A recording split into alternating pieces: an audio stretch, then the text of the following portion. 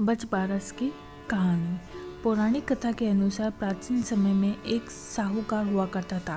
उसके 7 पुत्र और एक पौत्र था।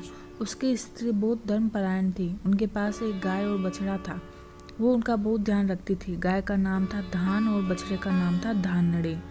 एक बार साहूकार की पत्नी को कहीं बाहर जाना था तो उसने अपनी बहू से कहा कि मैं काम से कुछ दिन के लिए बाहर जा रही हूँ, तो धान और धानड़े का ध्यान रखना और इनकी अच्छे से देखभाल करना।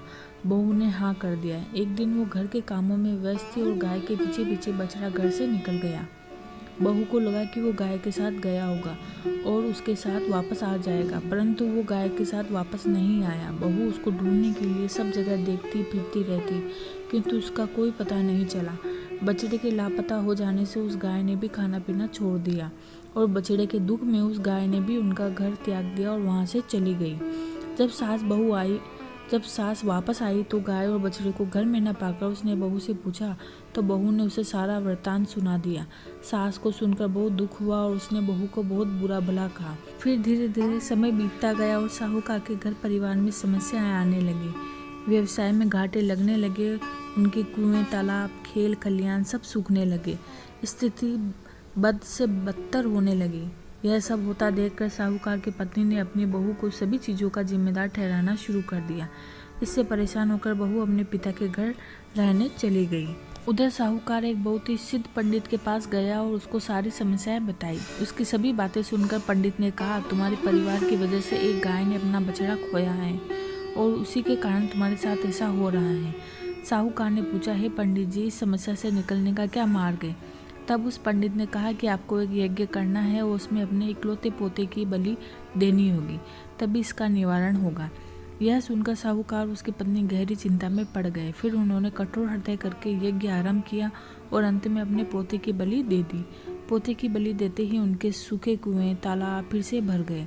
उनके बंजर खेतों में फिर से हरियाली आ गई, परंतु पोते के दुख के कारण उन्हें कुछ भी अच्छा नहीं लग रहा था।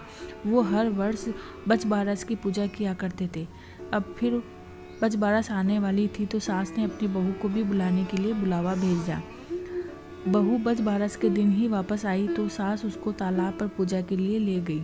सबने पूर्ण श्रद्धा और भक्ति के साथ बजबारस की पूजा करी। पूजा समाप्त होने के बाद बहू ने अपनी सास से अपने बेटे के विषय में पूछा तो सास ने कहा कि यही कहीं खेल रहा होगा, आवाज़ देकर देख ले, अगर यहीं कहीं होगा तो आ जाएगा। बहू ने अपने बेटे का नाम लेकर जोर से आवाज़ लगाई तो चमत्कार हो गया। तालाब में से बेटा और गाय का बछड़ा बाहर आ गए। बछड़े ने तालाब से बाहर आते ही अपनी माँ को पुकारा तो वो गाय भी वहाँ पर आ गई। यह सब देखकर दोनों सास बहू आश्चर्य से भर गई। तब सास ने बहू को यज्ञ और पोते की बलि की कहानी सुनाई। फिर सास ने बहू को कहा, यह सब तेरे ही भाग्य से हुआ है, तू मुझे क्षमा कर दे, मैंने क्रोध में तुझे बहुत बुरा भला कहा था। तब बहू ने कहा, नहीं माता जी, यह सब तो ओक द्वादश माता की कृपा है। यह उन्हीं का आशीर्वाद है जो मेरा पुत्र मुझे पुनः प्राप्त हुआ है। यह बात पूरे नगर में फैल गई कि ओक द्वादश माता की कृपा से साहूकार का मृत पौत्र पुनः जीवित हो गया।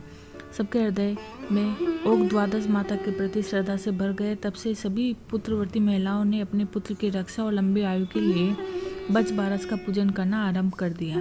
बेटे के जन्म और विवाह उद्यापन करने की प्रथा चली। हे ओक द्वादश माता, जिस प्रकार तुमने उस बहू की सुनी वैसे सबकी सुनना, जैसा फल आपने उसको दिया वैसा ही सबको फल देना, सबकी संतानों की रक्षा करना।